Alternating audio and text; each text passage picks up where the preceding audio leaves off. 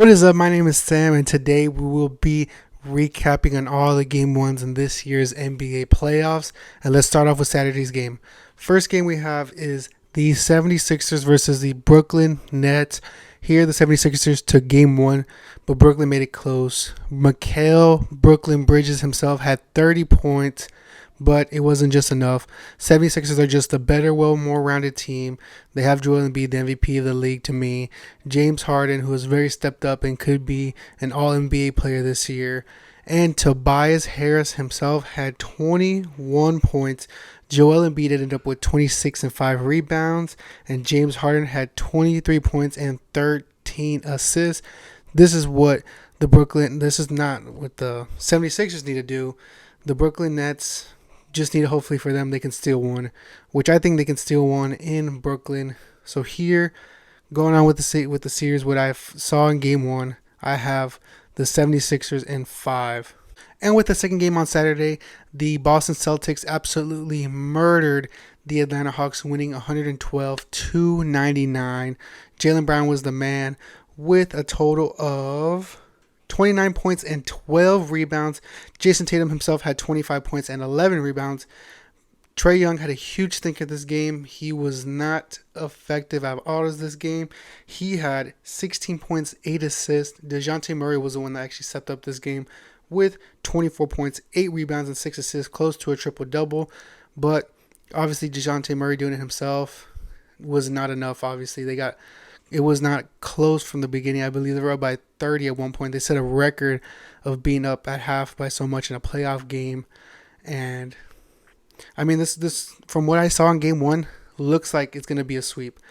And that's what Boston needs. They just need to stay healthy, get in and out, 4 games, a sweep.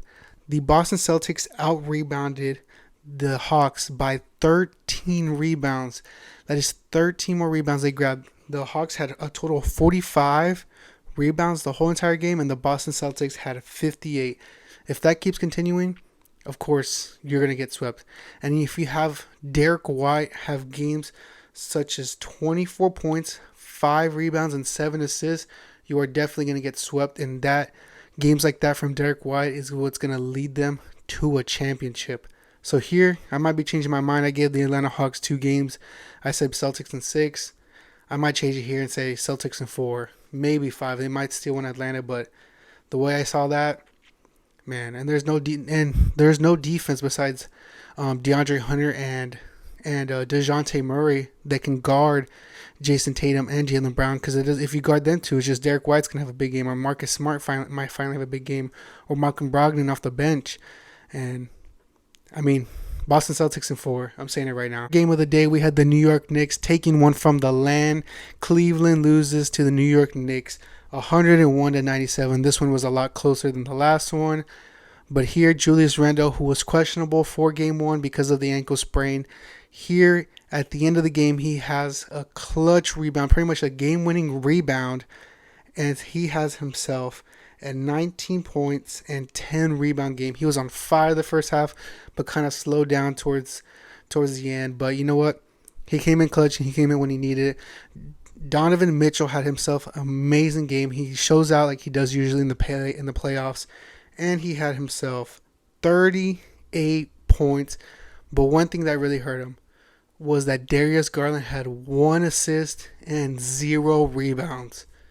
You can't have that. I mean, I understand they're very undersized, but you cannot have that at all. And he felt very passive this game. It just didn't feel like Darius Garland was playing the way he usually does, and that's what they need. Darius Garland cannot be having one. I expect him to be having, averaging like almost 20 and 10 this series. He should be easily doing that.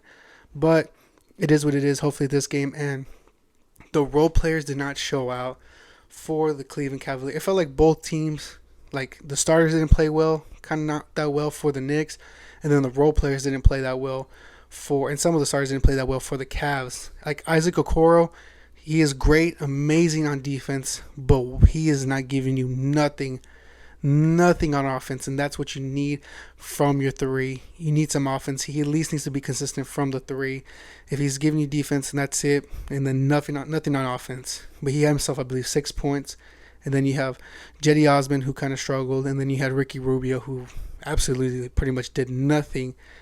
But the one role player that really stepped up for the New York Knicks was Josh Hart. He had himself 17 points and 10 rebounds. That is very, very much needed in clutch for Josh Hart, which was a really late pickup on the deadline by the New York Knicks. But Mr. Action, Jalen Brunson himself, had 27 points. It was, I mean, he worked for every single bucket that he got, but that's what you get for playing against the Cavs. But here, the New York Knicks, if they play the way they did, but obviously a little bit better, hopefully Emmanuel Quickly plays better the next game. But if they could take another game in Cleveland going to Madison Square Garden, that would be amazing. But I pretty much have the Cavs taking game 2, because they definitely can have that happen if the Knicks taking 2, unless they somehow sweep them in New York. How electric New York would be that they're up 2-0 going to New York. That would be crazy. But here, hopefully Cavs win game 2. But game 4 was the game of the night. Probably the game of the whole entire weekend, with the best player of the whole entire weekend, De'Aaron Fox, who had himself almost a 40-piece. 40. He had 38 points, and him and Malik Monk, the Kentucky boys, completely showed out in the first playoff game since 2006, I believe, for the Sacramento Kings. Crazy, and that's exactly the game you wanted to see, game 1 for the Kings, and hopefully they can replicate that tonight for game 2. But if I'm the Warriors, I would say I'm a little worried. I would say I'm a little worried because Andrew Wiggins, as he did look good in the first half, you saw in the second half he was very gassed out. He was kind of out of breath. He was just not, the conditioning wasn't there because, of course, him being out for personal reasons and a little bit of injuries. But hopefully with the series he can build that on. And then now we have Jordan Poole questionable for game 2, and that's definitely not want, because this Warriors team does not produce no points. They don't score nothing, or barely do, with Steph Curry off the court, and that is what you need, because that's how the Kings came up this last game. They came back with Steph Curry and Draymond coming out of the court, and you need offense. Yes, Jordan Poole not playing does bring you more defense, but you need offense at the end of the day. You need to score. Yes, you can stop, but you need to score to take the lead at least. But here, game 2 is tonight, but I have the Kings. The Kings need to win this game. They need to win this game so they can go in the Chase Center and beat 2-0. And hopefully, because the Warriors are amazing at home, but hopefully they can steal one there. Hey, the Kings might make a run if the Cards play the right way. They might be the Atlanta Hawks. They might be the Dallas Mavericks of this year, where they make a conference run. It might be lower. It might be an overreaction, but I wouldn't count it out. Let's talk about Sunday's games. Sunday's games were kind of weird, but amazing at the same time. Yes, there was a few injuries that kind of messed up a few games, but let's talk about game number 1. And that was the Los Angeles Lakers versus the Memphis Grizzlies. And here the Lakers stole one in Memphis. And here we had memes everywhere on Twitter. Oh, we thought Ja was okay in the West, of course. But unfortunately, the Grizzlies did lose. They had a big lead, and the Lakers came back. They are a second-half team. They showed that in the third quarter when they came back and took the lead. But unfortunately, John Morant did hurt his hand. Luckily, there's no fracture, there's no nothing of breaking. But him himself saying that, I don't know if he's going to play. He'll try, but it's not looking like he might, because he is so much pain that he keeps saying that he's in so much pain.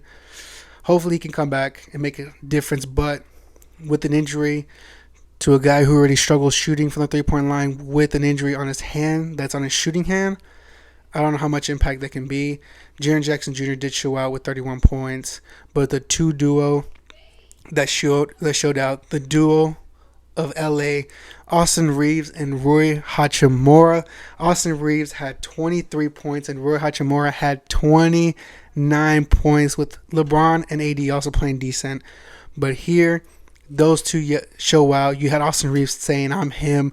And hey, obviously this game, he was him. You had Dame giving him respect on Twitter. And if the Lakers can keep this up like this, it might be a really short series going the Lakers' way, and just waiting for the Kings and the Warriors to finish out. Here, unfortunately with Ja, I'm going to have to flip my pick. I'm going to probably go Lakers in 5. Lakers in 5, maybe Lakers in 6. It just matters how impactful Ja Morant's going to be. But I have the Lakers winning and going to the next round. And then the next game, the Miami Heat versus the Milwaukee Bucks. We had a 1-8, and the 8 had beat the 1 seed. But Giannis did get really hurt this early in the game. He did fall while going up for a shot. He did fall on his back, and luckily he has been cleared, and hopefully he'd be hopeful to play game 2. But man, when I saw that hit, when he jumped and he fell to the side and landed on his back, I was like, ooh, man. You could tell it was bad just from watching it. But here, you have Jimmy Butler show out and just show him why he is Jimmy Buckets, Michael Jordan in the playoffs. But it is game 1. I believe if Giannis played, it will be that the Bucks would win the game. And that's all I have. I have here the Bucks winning, Bucks in 5, with hopefully Giannis coming back. And then you had Tyler Hero, who finally decided, you know what, I'm going to try to lock up on defense and here play, show so much effort. And then he tips it away, runs, dives for the ball, and then breaks his hand. This man, Tyler Hero, is probably never going to play defense again. He dove for the ball, tried to make effort, and then he broke his hand. And then that is offense that when Jimmy Butler is not on the court, there's no offense right there now because you have Bam being kind of, on and off presence. On defense, he is showing up, but on offense, he's like not there. But I have Bucks in 5. It was just one game. Hopefully, Giannis is healthy and is able to play with no pain or nothing. And then my favorite game of Sunday, the Clippers versus the Phoenix Suns in Phoenix. Russell Westbrook did not shoot well at all. He did not shoot well at all. But here on defense, he shows out. He had a clutch block against Devin Booker where he literally blocked it and then jumped up again and threw the ball at Devin Booker and pushed out. Pretty much a game-winning block right there. Russell Westbrook impacting the Lakers both defensively and him showing people that he's playing with heart, that he's got heart and he loves this game and he wants to win. And that's what I love about Russell Westbrook, and he showed out. Kevin Durant started off slow this game. He was like 0 for 9 or something like that to start off, and it was real slow because he had Kawhi. A lot of defenders were switching off on him. Eric Gordon had a good beginning of the half, but prime Kawhi Leonard, playoff Kawhi Leonard was back. He was back and showed you why I am great. I am a top player in the NBA. He showed with a total of 38 points, 5 rebounds, and 5 assists. Kawhi Leonard said, hey, PG, I know you're out for the series. We got that right before the game. But, hey, I got you, brother. I got you. I'm going to show out. I'm going to ball out. And I'm going to get you to that next round. So, hopefully, you can play that next round and hopefully beat the Denver Nuggets. That's all I got for this game. Devin Booker, the role players need to step up. One thing that actually was hilarious to me, Chris Paul led the Suns in rebounds. He had 11 rebounds. The next highest was Kevin Durant, I believe, with 9. Chris Paul should not be leading the Phoenix Suns in rebounds. Yes, Chris Paul's a great player, but come on. DeAndre Ayton, we need more from you, man. We need more from DeAndre Ayton. It feels like sometimes that he's not impactful at all. DeAndre Ayton is the moving pieces for the Suns team for how far they will go.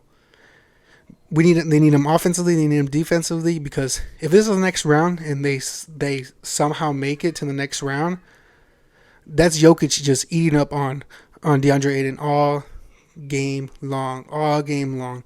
And then once Jokic gets on fire, they're like, all right, we're going to have to double on Jokic. Jamal Murray is just going to go on fire. And DeAndre Ayton's not going to be able to stop that. And that's what we need for him to step up and be the top 3 player in his class. Top 3 player in his class. It's just hilarious to think Chris Paul, older Chris Paul, who is 6'1", 6'2", led the Suns in rebounds. That's insane. And then the last game, the Nuggets versus the Timberwolves. I didn't really watch much of this game. It was a blowout, but Michael Porter Jr., it's hilarious how he plays because he makes good cuts and good shots, and then he has a good cut or a good shot, and then the next play he just chucks up a shot. But good thing is, Cat had a stinker, had himself 11 points, and then Anthony Edwards was the highest scoring with 18 points. It was just a complete blowout. The Timberwolves scored 80 points, and then Jamal Murray slowly become the Michael Jordan of playoffs too, also himself. And here it looks like the Nuggets just might sweep the Timberwolves if they just keep dominating like this, which they need to stay healthy and just to be able to rest against a Clippers or a Suns team who will take you to the distance. But here, I want you to comment down below, who do you think will win game 2 tonight? We got the 76ers, which I got the 76ers, and the Warriors and Kings. And I got the Kings, light the beam, baby. I'm rocking with the Kings all day. Clip this. Kings Nation, I'm with you this playoff run. Make sure you like, comment, and subscribe, and we'll see you next time.